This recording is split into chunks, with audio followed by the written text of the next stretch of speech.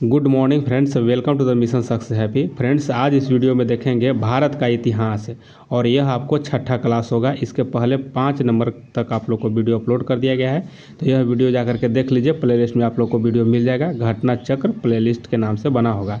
और यह आपको बीपीएससी और बिहार दरोगा के लिए बहुत ही इंपॉर्टेंट क्वेश्चन होता है इस बुक में। तो घटना चक्र यह न्यू एडिशन का बुक है, तो इसको अच्छे से आप लोग एक बार ज़रूर देखिएगा। और यह प्रतिदिन 10 बजे अपलोड किया जाता है। एक वीडियो आप लोग को 8 बजे सुबह अपलोड किया जाता है, जो कि साइंस का होता है। तो इस सभी वीडियो आप लोग अच्छे से देखिए। यह बुक जल्द ही समाप्त कर दिया जाएगा और इसमें सभी इंपॉर्टेंट क्वेश्चन है जो कि परीक्षा के दृष्टि से बहुत ही इंपॉर्टेंट है। तो चलिए कम समय लेते हुए स्टार्ट करते हैं। अगर चैनल में पहली बार हैं तो सब्सक्राइब जरूर कर लीजिएगा और वीडियो को एक बार शेयर भी जरूर कीजिएगा। चलिए यहाँ स्टार्ट करते हैं। भारत से बाहर क्रांति गतिविधियाँ, इसके पहले आप लोग को वीडियो अपलोड कर दिया गया है, वो सभी वीडियो आप लोग देख लीजिएगा। सभी इम्पोर्टेंट वीडियो है। पहला क्वेश्चन यहाँ देखते हैं कि लंदन में इंडिया हाउस के संस्थापक कौन थे। तो लंदन में इंडिया हाउस के संस्थापक कौन हो जाएंगे? ऑप्शन आपको ये हो जाएगा कि श्यामजी कृष्ण वर्मा हो जाएगा। श्यामजी कृष्ण वर्मा यहाँ पे सही आंसर हो जाएगा। फरवरी 1905 में लंदन में श्यामजी कृष्ण वर्मा ने इंडिया होम रूल सोसाइटी की स्थापना किए थे। इंडियन होम रूल सोसाइटी की स्थापना की। इन्होंने इंडिया हाउस की भी स्थापना की थी। यहाँ से एक समाचार पत्र द इंडियन सोशोलॉजिस्ट का भी प्रकाशन होता था। ठीक है। लंदन में सरकारी तंत्र के विशेष सक्रिय होने के कारण श्यामजी वहाँ से पेरिस चले गए और फिर अंततः उन्होंने जिनेवा चले गए थे। आगे यहाँ 2 नंबर प्रश्नों को देखते हैं। 2 नंबर में है कि 1906 में लंदन में अभिनव भारत सोसाइटी की स्थापना किसने की थी। तो देखिए ऑप्शन 1 सही हो जाएगा कि विनायक दामोदर सावरकर यहाँ पे सही आंसर हो जाएगा। चलिए आगे इसके बारे में देख लेते हैं डिटेल्स। थोड़ा डिटेल्स यहाँ पे देखेंगे। यहाँ पे देखते हैं कि वर्ष 1906 में लंदन में अभिनव भारत सोसाइटी की स्थापना विनय दामोदर सावरकर ने की थी। देश में क्रांतिकारी गतिविधियों पर प्रतिबंध लगाने के बाद उन्होंने लंदन में एक सोसाइटी की स्थापना की थी और ध्यान तब है कि विदेशी धरती पर स्थापित सबसे पुरानी क्रांतिकारी संस्था इंडिया हाउस थी, जिसकी स्थापना श्यामजी कृष्ण वर्मा ने 1905 में लंदन में की थी। और इस संस्था के प्रमुख सदस्यों के रूप में विनायक दामोदर सावरकर और पी.एम. बापत तथा लाला हरदयाल जैसे क्रांतिकारी जुड़े थे। आगे 3 नंबर प्रश्नों को देखते हैं और 3 नंबर में है कि लंदन में अभिनव भारत का संस्थापक कौन था। तो यह हो जाएगा विनायक दामोदर सावरकर। ऑप्शन 1 सही हो जाएगा। आगे यहाँ पे देखते हैं गद्दर पार्टी की स्थापना हुई थी किस वर्ष में। ठीक है, तो किस वर्ष हुई थी, तो यह आपको ऑप्शन सही हो जाएगा कि 1913 ईस्वी में हुई थी। और यह 21 अप्रैल 1913 को सोहन सिंह भाकना के नेतृत्व में पोर्टलैंड यानी यूएसए में Hindustan Association of the Pacific Coast नामक संस्था की स्थापना हुई और इसका मुख्यालय पेरिस फ्रांसिस्को में थी। और इस संस्था ने गद्दर नामक एक अखबार निकाला, जिसके इस संस्था का नाम भी गद्दर पार्टी पड़ गया। लाला हरदयाल इस संस्था के मनीषी पथ प्रदर्शक रहे हैं और अन्य सदस्य भी थे। रामचंद्र थे, बरकतुल्ला थे, रास बिहारी बोस थे, राजा महेंद्र प्रताप थे, सभी इसमें शामिल थे। आगे देखते हैं 5 नंबर प्रश्न है और यहाँ पे गद्दर पार्टी की स्थापना कहाँ हुई थी। तो यह सही आंसर आपको हो जाएगा कि यह संयुक्त राज्य अमेरिका में। नेक्स्ट क्वेश्चन आगे देखते हैं। 6 नंबर प्रश्न हो जाएगा गदर पार्टी की स्थापना कहाँ हुई थी। तो यह आपको ऑप्शन बी हो जाएगा कि संयुक्त राज्य अमेरिका में हुई थी। आगे यहाँ पर देखते हैं 7 नंबर प्रश्न कि इनमें से कौन इंग्लैंड में भारत के अनाधिकारिक दूत बने। तो देखिए भारत के अनाधिकारिक दूत जो बने थे इंग्लैंड में, यह कौन थे। तो ऑप्शन बी हो जाएगा दादा भाई नौरोजी हो जाएंगे। आगे यहाँ पर देख लेते हैं कि दादा भाई नौरोजी को इंग्लैंड में भारत के अनाधिकारिक के दूत के रूप में जाना जाता है और इन्होंने भारतीय दृष्टिकोण को ब्रिटिश जनता तक पहुंचाने के उद्देश्य से 1866 में ईस्ट इंडिया एसोसिएशन की भी स्थापना किया था। आगे देख लेते हैं 8 नंबर प्रश्न है कि गद्दर क्रांति छेड़ने का सबसे महत्वपूर्ण कारण क्या था। देखिए यह जो छेड़ा था गद्दर क्रांति, यह कारण क्या था। तो ऑप्शन सी हो जाए कि प्रथम महायुद्ध का शुरुआत होना। ठीक है, प्रथम महायुद्ध का शुरुआत होना यानी प्रथम विश्व युद्ध का शुरुआत होना। आगे यहाँ पे देखिए स्वदेशी आंदोलन के निष्क्रिय होने से भारतीय राष्ट्रवाद के प्रहरी भी सक्रिय हो गए थे और 1914 में अचानक छिड़े प्रथम विश्व युद्ध ने भारतीय राष्ट्रीयता के प्रहरियों को झकझोरा। उन्हें उद्वेलित किया और उस समय यह धारणा प्रचलित थी कि ब्रिटेन पर किसी भी तरह का संकट भारत के हित में है,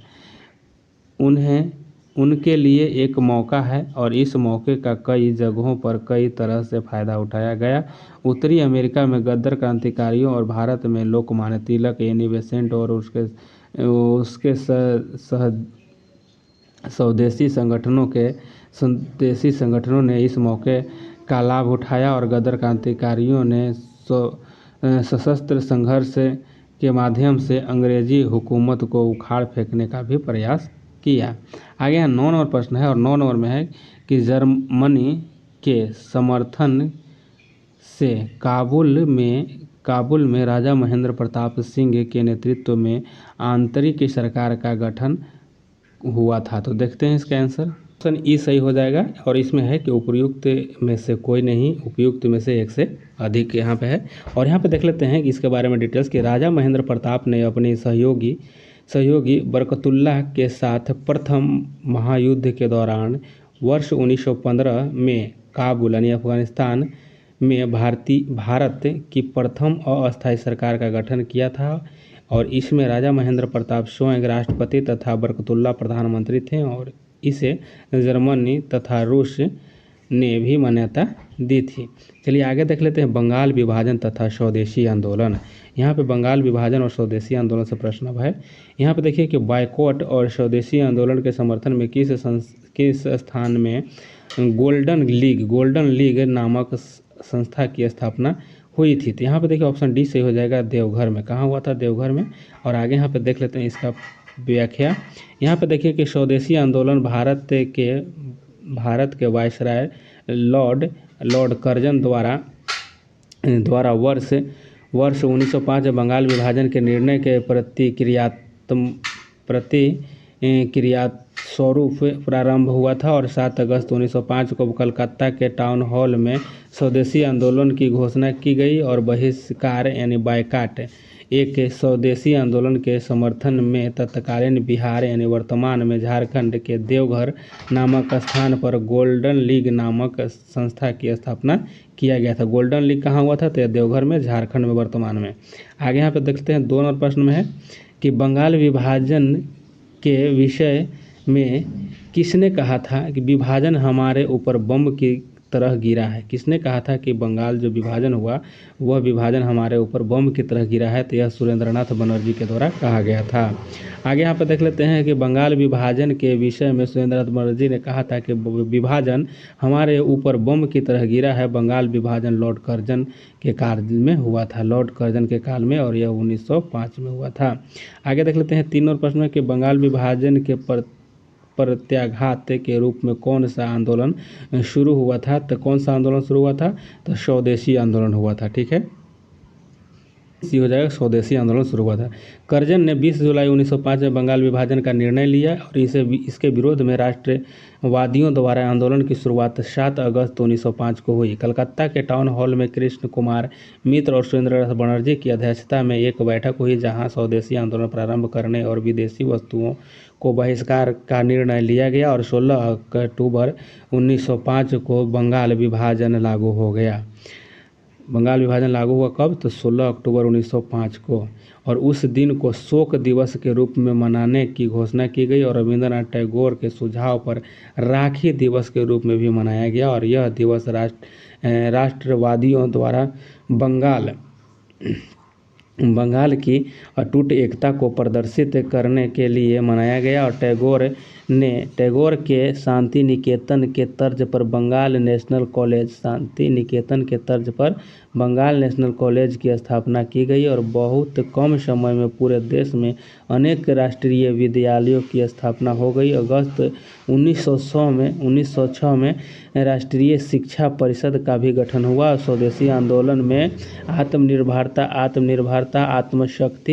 आत्मशक्ति का नारा दिया गया और स्वावलंबन व आत्मनिर्भरता का प्रश्न राष्ट्रीय स्वाभिमान, आदर और आत्मविश्वास के साथ जुड़ा था। कांग्रेस ने भी अपने कलकत्ता अधिवेशन 1906 में स्वदेशी आंदोलन, बहिष्कार आंदोलन, राष्ट्रीय शिक्षा और स्वशासन के संबंध 4 प्रस्ताव पारित किया। अंततः स्पष्टता है कि बंगाल विभाजन के विरोध में राष्ट्रवादियों ने स्वदेशी, बहिष्कार, राष्ट्रीय शिक्षा और स्वशासन जैसे आंदोलन चलाए।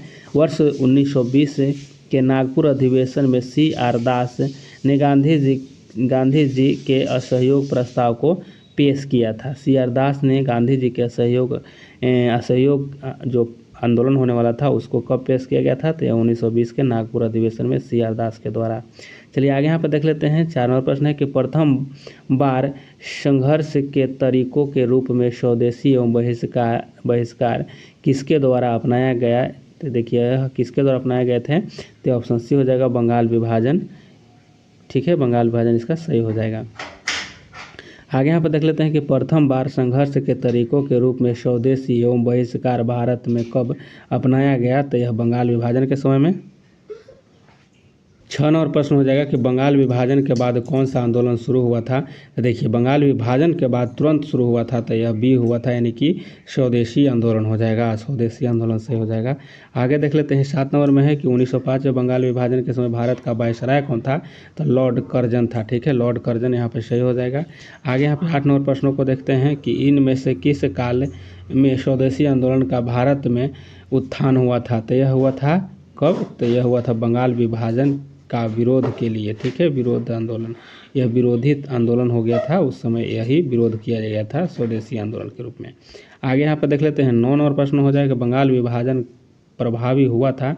तो यह प्रभावी हुआ था 16 अक्टूबर 1905 को।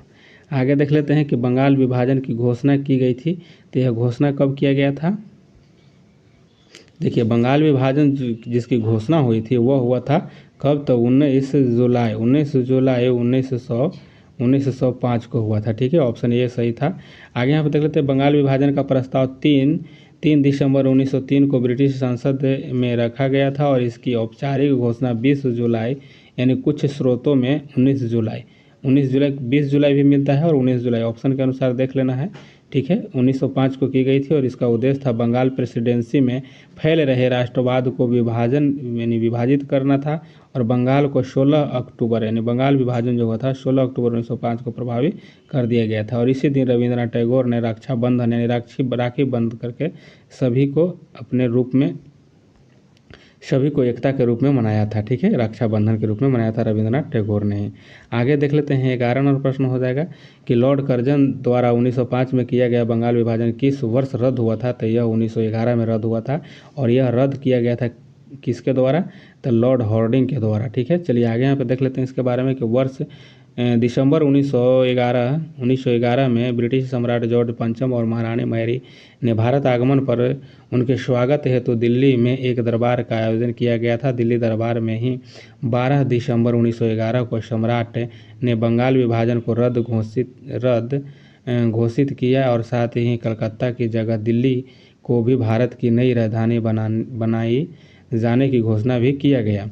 घोषणा के अनुरूप बंगाल को एक नए प्रांत के रूप में पुनर्गठित किया गया और उड़ीसा तथा बिहार को इससे अलग कर दिया गया और असम को एक नया प्रांत बनाया गया, जैसा कि उसकी स्थिति 1874 ईस्वी में थी तथा सिलहट को इसमें जोड़ दिया गया। चलिए आगे यहाँ पर देख लेते हैं। 12 नंबर प्रश्न हो जाएगा कि कांग्रेस ने स्वराज प्रस्ताव वर्ष 1905 में पारित किया। प्रस्ताव का उद्देश्य था, तो प्रस्ताव का उद्देश्य क्या था? यहाँ पे आंसर आपको स्टार है, देख लेते हैं इसका डिटेल्स में। चलिए आगे देखते हैं कि कांग्रेस ने स्वराज संबंधी प्रस्ताव का सर्वप्रथम 1905 में बनारस अधिवेशन में चर्चा की और 1906 में कलकत्ता के अधिवेशन में प्रस्ताव पारित कर दिया गया और इस प्रस्ताव के साथ स्वदेशी, बहिष्कार तथा राष्ट्रीय शिक्षा संबंधी प्रस्ताव को भी पारित किया गया था। और प्रश्न देखते हैं, और भारत में स्वदेशी आंदोलन किस दौरान हुआ? तो यहाँ पे ऑप्शन बी हो जाएगा कि बंगाल विभाजन के विरुद्ध में हुआ था। ठीक है, बंगाल विभाजन के विरुद्ध आंदोलन था यह। चलिए आगे यहाँ पे देख लेते हैं यहाँ पे है कि स्वदेशी आंदोलन के प्रारंभ का तत्कालीन कारण बंगाल विभाजन था और इसका अवधारणा के मुख्य प्रस्तुतकर्ता अरविंद घोष, लोकमान्य बाल गंगाधर तिलक, बिपिन चंद्र पाल तथा लाला लाजपत राय थे और ये लोग स्वदेशी आंदोलन को पूरे देश में लागू करना चाहते थे, किंतु उदारवादी गुट इनके विरुद्ध था। चलिए आगे यहाँ पे देख लेते हैं। आगे यहाँ पे 14 नंबर में है कि बंगाल वर्ष 1905 में विभाजित हुआ, जिसके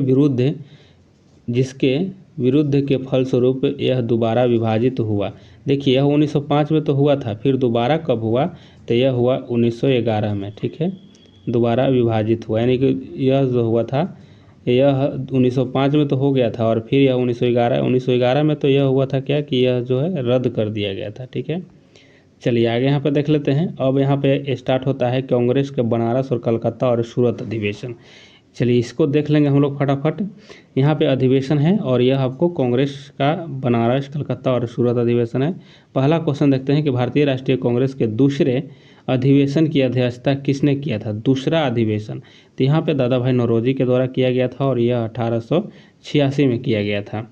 चलिए आगे यहाँ पे देख लेते हैं। आगे क्वेश्चन है कि निम्नलिखित में से किस नेता ने 1906 में कलकत्ता कांग्रेस अधिवेशन की अध्यक्षता किया था? 1906 में जो कलकत्ता अधिवेशन हुआ था यह दादा भाई नौरोजी के द्वारा किया गया था। चलिए आगे यहाँ पे देख लेते हैं इसके बारे में कि वर्ष 1906 में कलकत्ता अधिवेशन में अध्यक्ष पद को लेकर पार्टी में विभाजन की नौबत आ गई थी।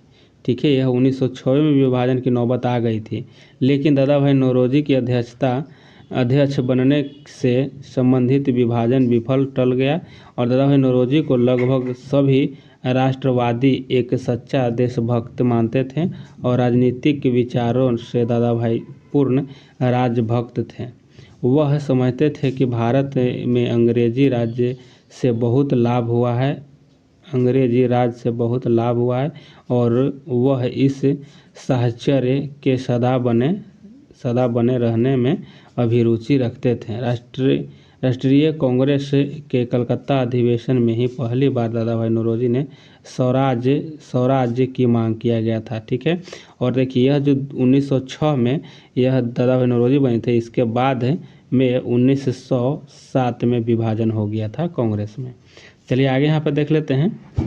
1906 में आयोजित भारतीय राष्ट्रीय कांग्रेस के कलकत्ता अधिवेशन में भारत के लिए स्वराज्य का झंडा किसके द्वारा फहराया गया था? तो दादा भाई नौरोजी के द्वारा। चलिए आगे इधर देख लेते हैं। 4 नंबर प्रश्न है कि अगस्त 1923 के बनारस हिंदू महासभा के अधिवेशन की अध्यक्षता की। तो देखिए बनारस हिंदू महासभा के अधिवेशन की अध्यक्षता किसके द्वारा किया गया था? पंडित मदन मोहन मालवीय के द्वारा किया गया था 1923 में। 5 नंबर प्रश्न देखते हैं। कांग्रेस ने स्वराज प्रस्ताव वर्ष 1905 में पारित किया। प्रस्ताव का उद्देश्य था, तो प्रस्ताव का उद्देश्य क्या था? यहाँ पे जो दिया गया है ऑप्शन में यहाँ पे कोई सटीक आंसर नहीं है। यहाँ पे देख लीजिए कि कांग्रेस के सेल्फ रूल स्वशासन संबंधी प्रस्ताव सर्वप्रथम वर्ष 1905 में बनारस अधिवेशन में चर्चा एवं वर्ष 1906 में कलकत्ता अधिवेशन में स्वराज का प्रस्ताव पारित कर दिया गया और इस प्रस्ताव के साथ स्वदेशी बहिष्कार तथा राष्ट्रीय शिक्षा संबंधी प्रस्ताव भी पारित किया गया। आगे 6 नंबर प्रश्न है कि 20वीं सदी के प्रारंभिक वर्ष में कांग्रेस में विभाजन की प्रक्रिया शुरू हुई। यहाँ ऑप्शन आपको डी हो जाए। कांग्रेस आंदोलन की रणनीतियों पर, कांग्रेस आंदोलन के उद्देश्यों पर, कांग्रेस आंदोलन में लोगों की भागीदारी पर। यहाँ पर आपको सभी सही हो जाएंगे। चलिए आगे इसके बारे में सभी देखते हैं विस्तार पूर्वक। 20वीं सदी के प्रारंभिक वर्षों में कांग्रेस के विभाजन का एक प्रमुख कारण नरमपंथियों का अपने रणनीतियों, उद्देश्यों और आम जनता को अपने साथ रख पाने में असफल होना था। नरमपंथियों ने आम जनता के बीच काम नहीं किया। नरमपंथी राजनीतिक घटनाओं के अनुरूप अपनी राजनीति में फेरबदल नहीं कर पाते थे। वे यह महसूस न कर सके कि उसकी उपलब्धियों ने ही उनके राजनीति को अव्यावहारिक बना दिया। नरमपंथी और गरमपंथी के सोच और अनुमान प्रारंभिक मतभेद के दृष्टिकोण और राष्ट्रवादी दृष्टिकोण दोनों से ही गलत थे। नरमपंथी यह समझ नहीं पाए कि सरकार गरमपंथियों के भय के कारण ही उससे बातचीत कर रही है और गरमपंथी यह नहीं समझ पाया कि उसके संघर्ष में नरमपंथी उसके लिए कवच का काम कर सकते थे। फलस्वरूप 1905 में सूरत अधिवेशन में कांग्रेस का विभाजन हो गया, यानी कि फूट पड़ गया। अब यहाँ देखते हैं मुस्लिम लीग का गठन। अब यहाँ से मुस्लिम लीग का गठन हो जाएगा और यहाँ पे देखते हैं कि निम्नलिखित में से किसने ऑल इंडिया मुस्लिम लीग की स्थापना की थी। तो ऑप्शन डी हो जाएगा नवाब सलीमुल्लाह खां, इसका सही आंसर हो जाएगा। देखते हैं आगे कि अक्टूबर 1900 में आगा खां के नेतृत्व में मुस्लिमों के शिमला प्रतिनिधिमंडल ने एक ऐसी केंद्रीय मुस्लिम सभा बनाने का विचार दिया जिसके उद्देश्य मुसलमानों के हित का संरक्षण हो और इसी विचारण के अनुरूप ढाका में संपन्न अखिल भारतीय मुस्लिम शिक्षा सम्मेलन के दौरान दिसंबर 1906 में इस सम्मेलन के स्वागत समिति के अध्यक्ष तथा राजनीतिक बैठकों के संयोजक ढाका के नवाब सलीमुल्लाह खां ने अखिल भारतीय मुस्लिम लीग के गठन का प्रस्ताव किया और 56 सदस्यीय अस्थायी समिति का चयन किया गया और मोहसिन उल मुल्क तथा बाकर उल मुल्क को संयुक्त रूप से संगठन का सचिव नियुक्त किया गया और लखनऊ में मुस्लिम लीग का मुख्यालय बनाया गया और आगा खां इसके प्रथम अध्यक्ष हुए थे। विकल्प में इन तीनों के नामों के रहते या उनमें से कोई दो नाम रहने पर संस्थापक के रूप में चयन का वरीयता क्रम इस प्रकार है। तो यहाँ पे देखिए सलीमुल्लाह खां पहले हो जाएंगे, उसके बाद आगा खां हो जाएंगे, फिर मोहसिन उल मुल्क हो जाएंगे।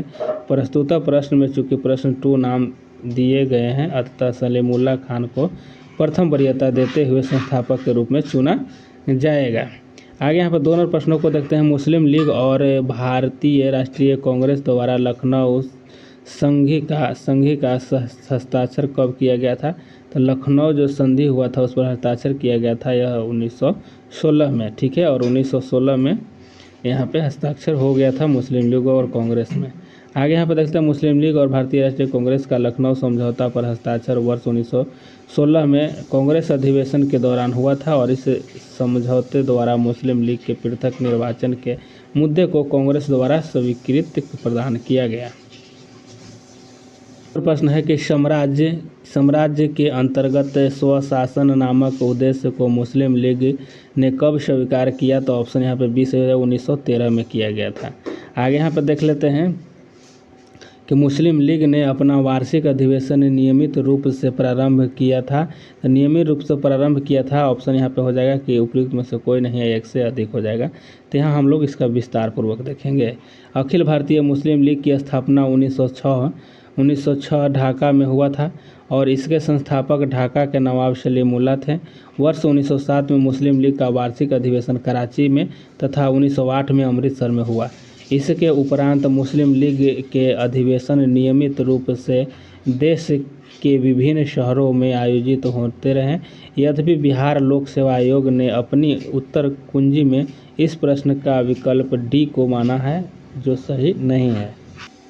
5 नंबर प्रश्न देखते हैं। 5 नंबर है कि 1906 ईस्वी में मिंटो से शिमला में मिले मुसलमानों के शिष्टमंडल ने प्रार्थना की। तो देखिए यहाँ पे ऑप्शन आपको ये हो जाए कि मुसलमानों के लिए पृथक निर्वाचन वर्ग के लिए। यहाँ पे आगे देख लेते हैं कि 1 अक्टूबर 1906 को आगा खां के नेतृत्व में मुसलमानों का एक शिष्टमंडल तत्कालीन वायसराय लॉर्ड मिंटो से शिमला में मिला और शिष्टमंडल ने प्रांतीय, केंद्रीय और स्थानीय निकायों के निर्वाचन हेतु मुसलमानों के लिए विशिष्ट स्थिति की मांग की और इस मांग के जवाब में मिंटो ने मुसलमानों के आश्वासन देते हुए कहा कि उनके राजनीतिक अधिकारों और हितों की भारत में रक्षा की जाएगी। 6 नंबर प्रश्न देखते हैं और 6 नंबर में है कि पाकिस्तान के अलग राज्य आंदोलन का नेतृत्व किसने किया था? तो ऑप्शन आपको डी हो जाएगा, मोहम्मद अली जिन्ना। आगे यहाँ पर देख लेते हैं, देखिए 22 और 24 मार्च 1940 को मुस्लिम लीग का अधिवेशन लाहौर में हुआ और इसकी अध्यक्षता मोहम्मद अली जिन्ना ने की और इस अधिवेशन में भारत से अलग एक मुस्लिम राष्ट्र पाकिस्तान की मांग की गई। जिन्ना ने अधिवेशन में भाषण देते हुए कहा था कि वे एक अलग मुस्लिम राष्ट्र के अतिरिक्त और एक स्वीकार नहीं करेंगे, यानी कि यह कह रहे थे कि मुस्लिम राष्ट्र के अतिरिक्त और कुछ नहीं स्वीकार करेंगे, यानी मुस्लिम लीग का मांग करना था और जिन्ना का खास करके यह पाकिस्तान का। ठीक है, आगे यहाँ पर देख लेते हैं कि मुस्लिम लीग द्वारा पाकिस्तान की स्थापना की मांग करने वाला प्रस्ताव पारित हुआ तो यह 1940 में हुआ था। आगे यहाँ पर देख लेते हैं 8 नंबर प्रश्न है कि मुस्लिम लीग द्वारा किस तिथि को मुक्ति दिवस मनाया गया? देखिए यह क्वेश्चन कई बार पूछा गया है और 22 दिसंबर 1939 को मुक्ति दिवस मनाया गया। देखिए यहाँ मुस्लिम लीग द्वारा 22 दिसंबर 1939 को मुक्ति दिवस के रूप में मनाया गया। आगे देखते हैं मुसलमान यदि खुश और संतुष्ट है तो भारत में ब्रिटिश शक्ति का महत्व बचाव होगा, यानी महत्व को बचाव होगा। यह किसने लिखा है? तो यह सी यानी W हंटर के द्वारा कहा गया था कि मुसलमान यदि खुश और संतुष्ट है तो भारत में ब्रिटिश शक्ति का महत्व बचाव होगा। यह बात कहा था W हंटर ने। W हंटर ने अपनी पुस्तक द इंडियन मुसलमान्स में लिखा था कि मुसलमान यदि खुश और संतुष्ट है तो भारत में ब्रिटिश शक्ति का महत्तम बचाव होगा। ठीक है, महत्तम माने अधिकतम। आगे यहाँ पर देख लेते हैं मार्ले मिंटो सुधार। यहाँ पर क्वेश्चन है कि निम्न में से किस अधिनियम ने भारत में पृथक निर्वाचन मंडल का आरंभ किया था? तो देखिए ऑप्शन आपको इसमें से डी हो जाएगा कि भारतीय परिषद अधिनियम 1909। आगे देख लेते हैं और क्वेश्चन 2 है कि राजेंद्र प्रसाद ने किसे पाकिस्तान का जन्मदाता माना है? तो पाकिस्तान का जन्मदाता जो माना है यह लॉर्ड मिंटो को ही माना है। आगे यहाँ पे देखिए दिल्ली दरबार और राजधानी परिवर्तन। यहाँ पे है कि भारत की राजधानी कलकत्ता से दिल्ली बदली गई तो यह 1912 में बदली गई थी।